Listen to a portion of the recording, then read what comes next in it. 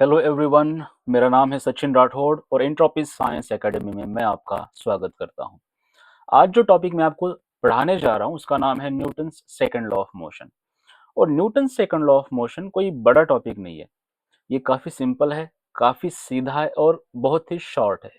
लेकिन हम इसको कुछ इस एंगल से देखेंगे जिस एंगल पे न्यूटन ने इसको सोचा था। और मैं इसलिए बोल रहा हूँ क्योंकि ये जो लॉ है इसको 1-2 मिनट में भी खत्म किया जा सकता है, लेकिन मैं चाहता हूं कि आप इस पूरे वीडियो को देखो ताकि इसको आपको इसकी डेप्थ समझ में आए। सेकंड इंपॉर्टेंट चीज है कि इसके पीछे जो थॉट प्रोसेस है वो समझ में आए। न्यूटन ने एग्जैक्टली क्या सोचा, क्यों सोचा, और वो सोचने के बाद, वो सब एनालाइज करने के बाद क्या फाइंडिंग्स न्यूटन के सामने आई, उसको मैथमेटिकली कैसे फॉर्मुलेट किया गया। और आ, साथ ही साथ हमें ये भी देखना है कि even if it is very simple concept, ये फर्स्ट लॉ और थर्ड लॉ के बीच में कैसे काम करता है। ठीक है। Newton second law of motion एक रिलेशन के बारे में बात करता है। अब कैसी रिलेशन है? तीन फिजिकल क्वांटिटीज हैं। एक है मास, एक है एक्सेलरेशन और एक है फोर्स। ये तीन जो फिजिकल क्वांटिटीज हैं, इन तीनों क्वांटिटीज के साथ न्यूटन ने एक थॉट प्रोसेस अपना आगे रखा और इन तीनों रिलेशंस को एक जगह पे कंबाइन किया। और जब ये तीनों रिलेशंस कंबाइन हो गए एक जगह पे, तब जाके बना Newton second law of motion. So जो फर्स्ट लॉ ऑफ मोशन है, फर्स्ट लॉ ऑफ मोशन हमें पता है, लॉ ऑफ इनर्शिया, जहां पे न्यूटन को यह पता था कि कोई ऑब्जेक्ट जो है वो ऑब्जेक्ट अपनी स्टेट को, अपनी अवस्था को नहीं बदलेगा जब तक कोई बाहर से उस पर फोर्स अप्लाई नहीं हो जाता। उसकी जो स्टेट है, उसकी जो अवस्था है, हमें पता है कि स्टेट और अवस्था दो टाइप की होती है। एक तो वो रेस्ट में होगा ऑब्जेक्ट, या फिर वो यूनिफॉर्म मोशन में होगा। ऑब्जेक्ट या तो रेस्ट में होगा या फिर यूनिफॉर्म मोशन में होगा। ये उसकी दो स्टेट हैं, याद रखिए। अब जब उस पे कोई बाहरी फोर्स लगता है तो वो उस अवस्था को छोड़ देता है, उसके अवस्था में, उसके स्टेट में चेंज आ जाता है। तो जो ऑब्जेक्ट रेस्ट में है वो रेस्ट में बना रहता है जब तक उस पर कोई एक्सटर्नल अनबैलेंस्ड फोर्स नहीं लगता। और जो ऑब्जेक्ट यूनिफॉर्म मोशन में है वो यूनिफॉर्म मोशन में ही चलता रहेगा जब तक कि उस पर कोई एक्सटर्नल अनबैलेंस्ड फोर्स नहीं लगता। लेकिन क्या हो अगर ऑब्जेक्ट पे फोर्स लगाया जाए?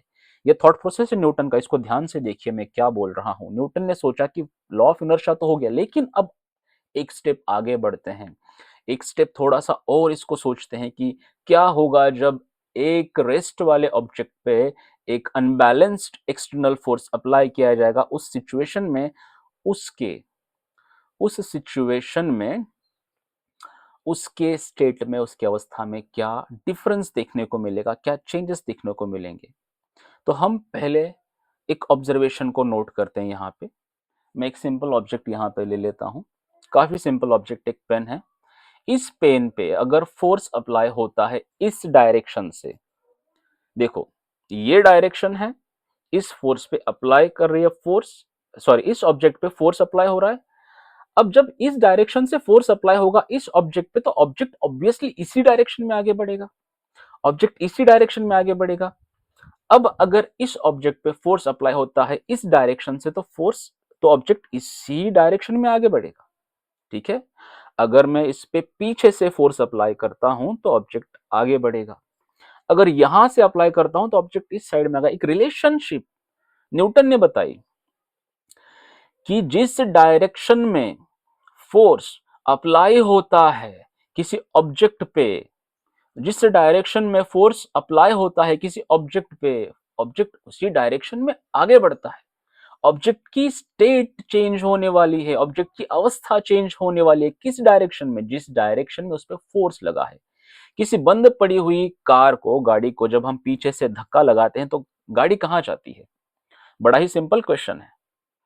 लेकिन ये ऑब्जर्वेशन न्यूटन के लिए बहुत इंपॉर्टेंट था, क्योंकि इसी से तो साइंस बनती है, इसी से तो फिजिक्स बनता है कि बंद पड़ी हुई, रुकी हुई कार, उसको अगर चार लोग पीछे से धक्का देते हैं तो वो उसी डायरेक्शन में आगे जाती है जिस डायरेक्शन पे उसमें फोर्स अप्लाई हो रहा है।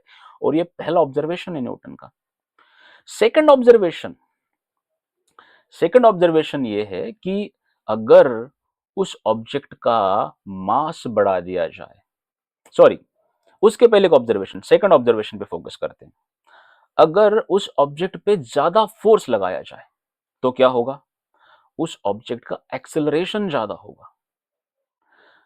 मान लीजिए कि कार खराब है हाईवे पे, जस्ट इमेजिन कि एक कार खराब है हाईवे पे, उसको 4 लोग धक्का दे रहे हैं, लेकिन कार ज्यादा एक्सेलरेट आगे नहीं हो पा रही है। ठीक है, ज्यादा आगे नहीं बढ़ पा रही और जल्दी उसको निकालना है, क्योंकि जब तक कार हाईवे से हटेगी नहीं ट्रैफिक बढ़ता जाएगा। तो वो आवाज देते हैं और 2 लोगों को और बुला के लाते हैं। अब हो गए 6 लोग। ठीक है, अब 6 लोग हो गए। अब जब 6 लोग हो गए तो फोर्स बढ़ गया। फोर्स बढ़ गया तो एक्सेलरेशन भी बढ़ गया।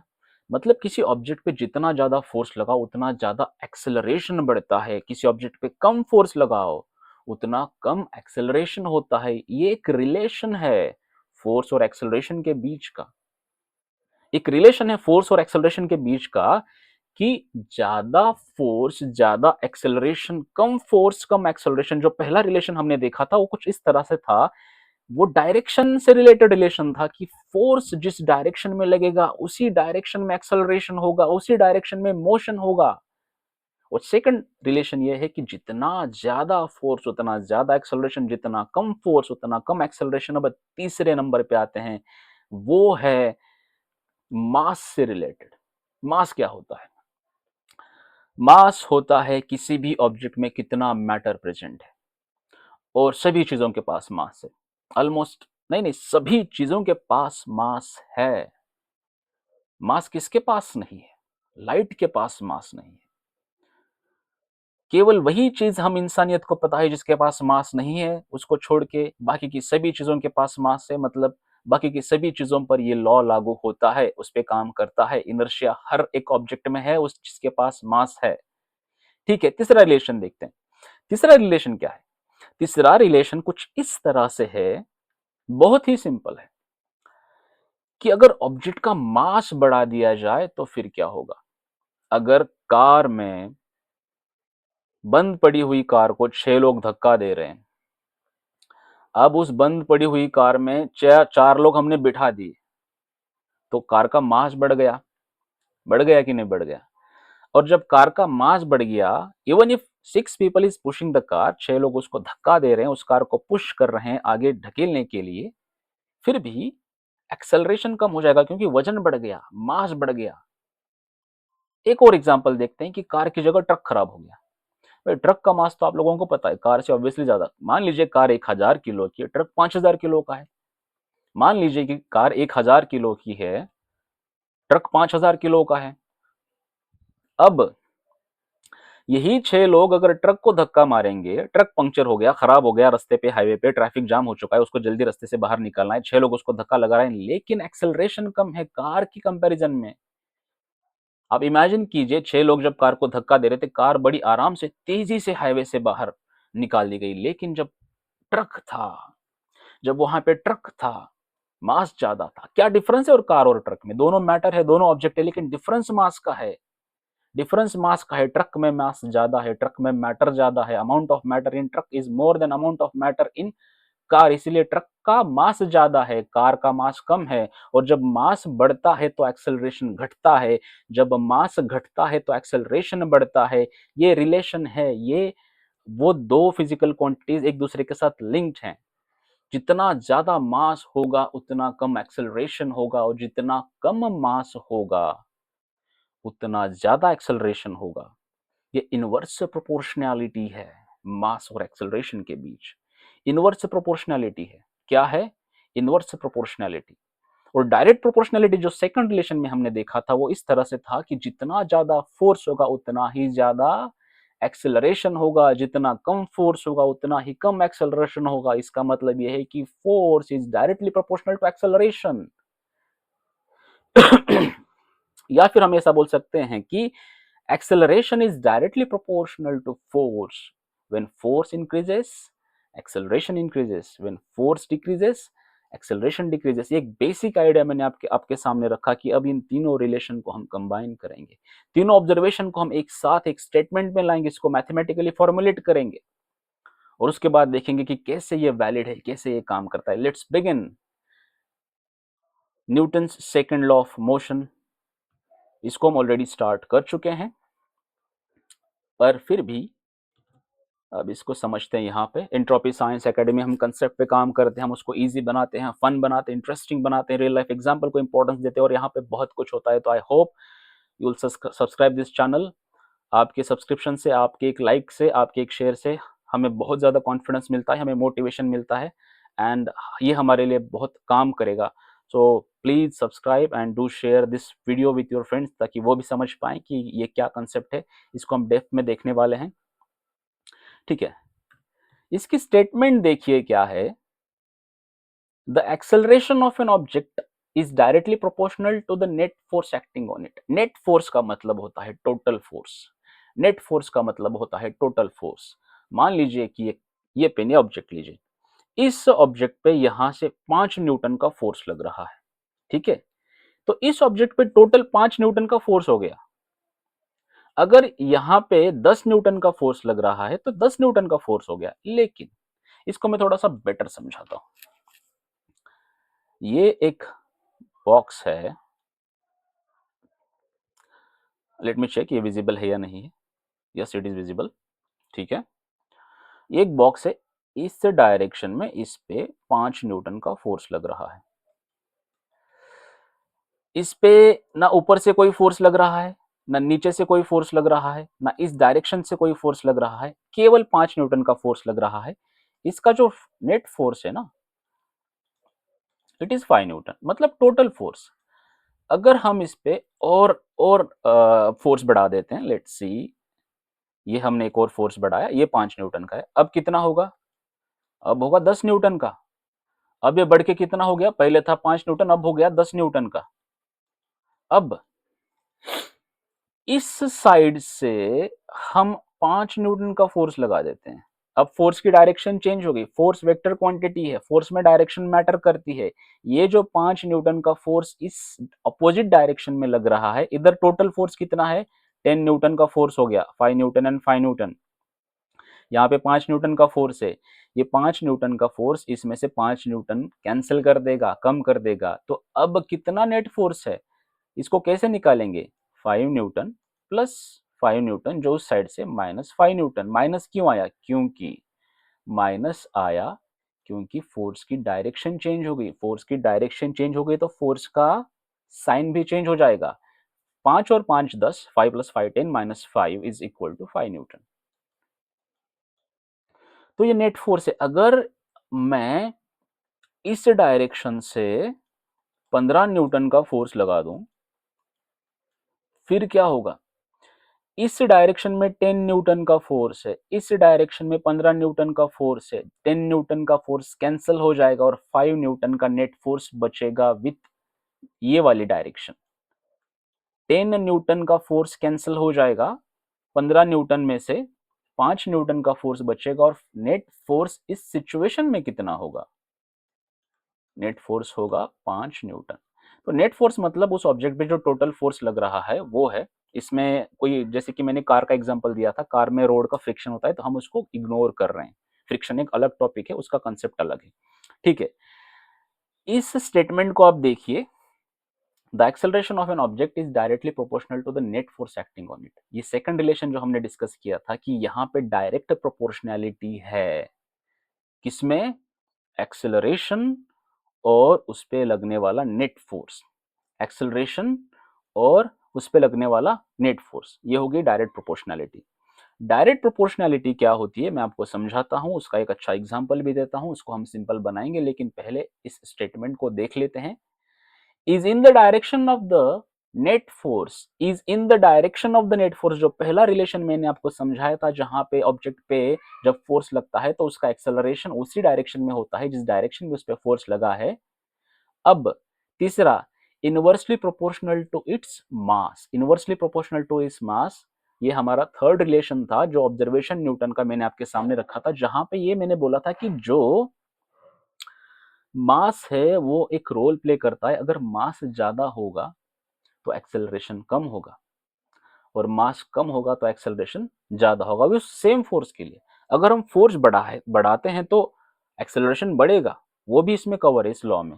तो तीन रिलेशन है इसमें, तीन रिलेशन है, ठीक है, फोर्स, मास और एक्सेलरेशन का।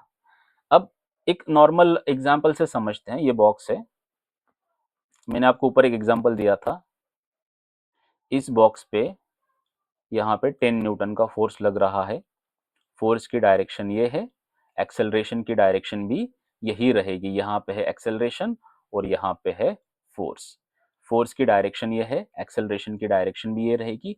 फर्स्ट रिलेशन हमारी कंप्लीट हो गई। ये हमारा बॉक्स है, इसका कुछ मास है, मान लीजिए कि इसका 5 kg मास है, ज्यादा नहीं, 5 kg इसका मास है। अब सेकेंड चीज ये है कि अगर हम इस पे फोर्स बढ़ाते हैं तो ऑब्वियसली जोर से आगे बढ़ेगा, ज्यादा मोशन होगा। मतलब यहाँ पे हमें क्या पता चल रहा है, acceleration is directly proportional to force.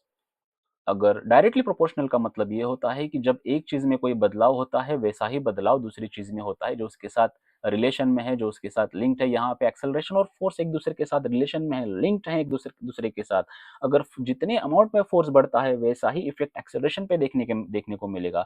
इसका मतलब साफ है कि फोर्स बढ़ेगा तो एक्सेलरेशन बढ़ेगा, फोर्स घटेगा तो एक्सेलरेशन भी घटेगा। इसका मतलब अगर फोर्स डिक्रीज होता है तो एक्सेलरेशन भी डिक्रीज होगा, ठीक है। और तीसरा रिलेशन जो है इस लॉ में बताया है कि इनवर्सली प्रोपोर्शनल टू इस मास। एक्सेलरेशन जो है, यहाँ पे एक्सेलरेशन एक सबसे इंपॉर्टेंट रोल प्ले कर रहा है, क्योंकि यहाँ पे बात हो रही है एक्सेलरेशन की, एक ऐसा एक्सेलरेशन जो प्रोड्यूस होता है जब किसी ऑब्जेक्ट पे फोर्स लगता है, ठीक है। अब acceleration is inversely proportional to mass. Inverse proportionality कैसे लिखते हैं, वो 1 अपॉन में लिखते हैं, क्योंकि ये उल्टा है।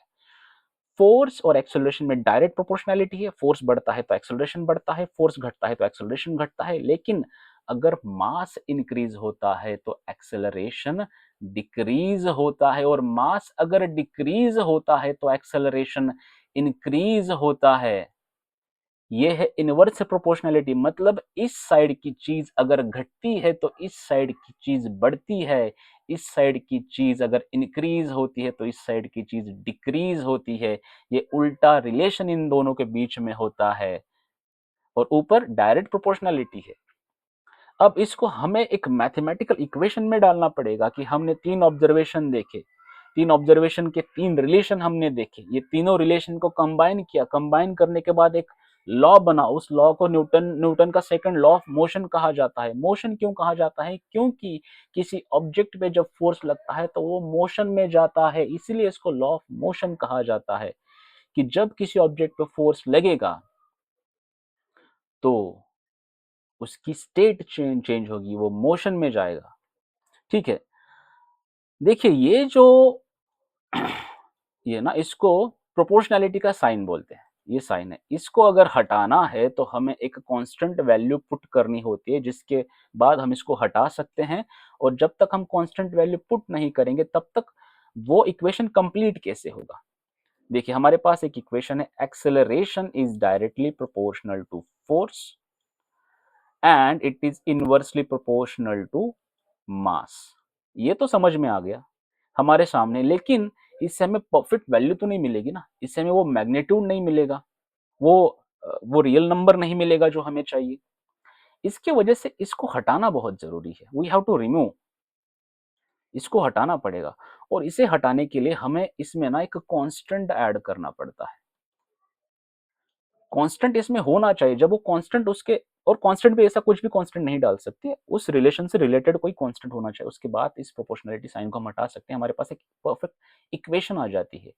और वो इक्वेशन मैं आपके सामने लिखता हूँ, कोई चेंज नहीं है, बस एक इक्वल टू यहाँ पे डालना है, फोर्स इंटू 1 अपॉन मास। अब यहाँ पे क्या कांस्टेंट है, मास कांस्टेंट है।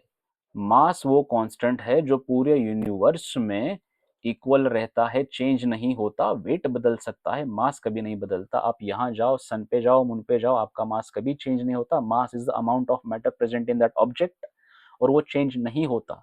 मैटर इन द ऑब्जेक्ट मतलब उसमें कितने एटम्स है, कितने मॉलिक्यूल्स है, कितने न्यूट्रॉन्स है, कितने प्रोटॉन्स है, कितने इलेक्ट्रॉन्स है, कितना उसमें इलेक्ट्रोमैग्नेटिक फोर्स है, बहुत सारी चीजें हैं, वो कलेक्टिवली मिलकर एक मास बनाता है। और वही मास कांस्टेंट होता है, पूरे यूनिवर्स में कांस्टेंट होता है, आप कहीं पे भी जाओ और वही कांस्टेंट इस इक्वेशन में आप देख सकते हैं, वो है ये यम। ये मास वो कांस्टेंट है जो इस इक्वेशन में हमने डाला है, और ये जो मास है ये जो मास है बच्चों, यही मास इस इक्वेशन को कंप्लीट बनाता है, इस प्रोपोर्शनलिटी कांस्टेंट को हटाता है। इस इक्वेशन में हमने क्या देखा, इसमें दो प्रोपोर्शनलिटी है, एक डायरेक्ट प्रोपोर्शनलिटी, एक इनवर्सली प्रोपोर्शनलिटी है। F is directly proportional to acceleration, mass is inversely proportional to acceleration, ठीक है। और इनवर्स प्रोपोर्शनलिटी को हम 1 अपॉन लिखते हैं, डायरेक्ट प्रोपोर्शनलिटी को हम डायरेक्ट लिख सकते हैं, इनवर्स प्रोपोर्शनलिटी को हम 1 अपॉन लिखते हैं, जो मैंने यहाँ पे लिखा है। और एक सेकेंड लॉ ऑफ हमारे पास, ये इसको हम ऐसे लिख सकते हैं, F upon M, F upon M आ गया। अब इससे हमें फोर्स भी मिल जाएगा। फोर्स हमें कैसे मिलेगा, मास इनटू एक्सेलरेशन। और ये जो इक्वेशन है यही है Newton's second law of motion. ये इक्वेशन के रूप में रिप्रेजेंट हुआ है, Newton's second law of motion.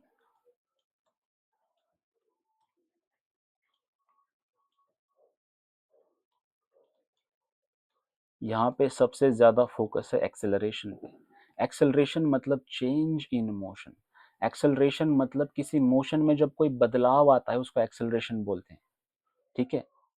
एक एक पत्थर पड़ा है, ये पत्थर है, एक जगह पे पड़ा है, इस पे जब कोई फोर्स, अब इस पत्थर को देखो, अब इस ऑब्जेक्ट को देखो, it is in rest. Rest मतलब इसकी वेलोसिटी जीरो है। वेलोसिटी क्या है, जीरो। एक्सेलरेशन क्या होता है, change in velocity upon time, जो भी टाइम लगा है, ठीक है। अब इस ऑब्जेक्ट को आप देखो रेस्ट में, अगर इसको कोई लात मारेगा तो पत्थर आगे जाएगा, आगे जाएगा तो वेलोसिटी बढ़ेगी, वेलोसिटी इंक्रीज होगी इसकी, राइट, जीरो तो नहीं रहेगी। वेलोसिटी चेंज हुई, एक्सेलरेशन हुआ, वेलोसिटी चेंज हुई, एक्सेलरेशन हुआ। ये ऑब्जेक्ट है, इसका एक्सेलरेशन हुआ। मान लीजिए कि एक कार है जो 40 किलोमीटर पर आवर की स्पीड से, ये कार है, आराम से आगे चल रही, कोई चेंज नहीं, स्ट्रेट लाइन में चल रही है हाईवे पे, ना डायरेक्शन चेंज कर रही है ना स्पीड चेंज कर रही है, कांस्टेंट वेलोसिटी है। कांस्टेंट वेलोसिटी मतलब एक्सेलरेशन नहीं होता, एक्सेलरेशन मतलब चेंज इन मोशन।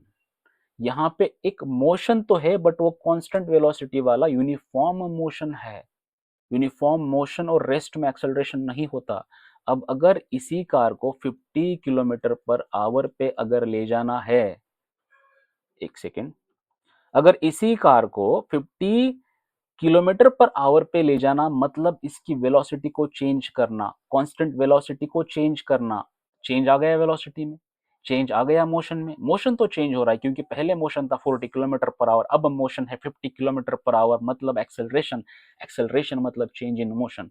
जहां पे भी चेंज होता है मोशन में वहां पे एक्सेलरेशन होता है। इसीलिए ये जो सेकंड लॉ ऑफ मोशन है इतना इंपॉर्टेंट है, इसका बहुत इंपॉर्टेंस है साइंस की दुनिया में। ये एक्सेलरेशन पे बात करता है, ये चेंज इन मोशन पे बात करता है। जब भी किसी ऑब्जेक्ट पे फोर्स लगता है तब उसका मोशन चेंज होता है, और जब मोशन चेंज होता है तो क्या ऑब्जर्वेशन न्यूटन ने देखी, और उस ऑब्जर्वेशन को न्यूटन ने 3 हिस्सों में डिवाइड किया और 3 हिस्सों को जोड़ा, एक लॉ बनाया, उस लॉ को मैथमेटिकली फॉर्मुलेट किया और आपके सामने है F is equal to mass into acceleration, और हमें यहां से मिलता है फोर्स।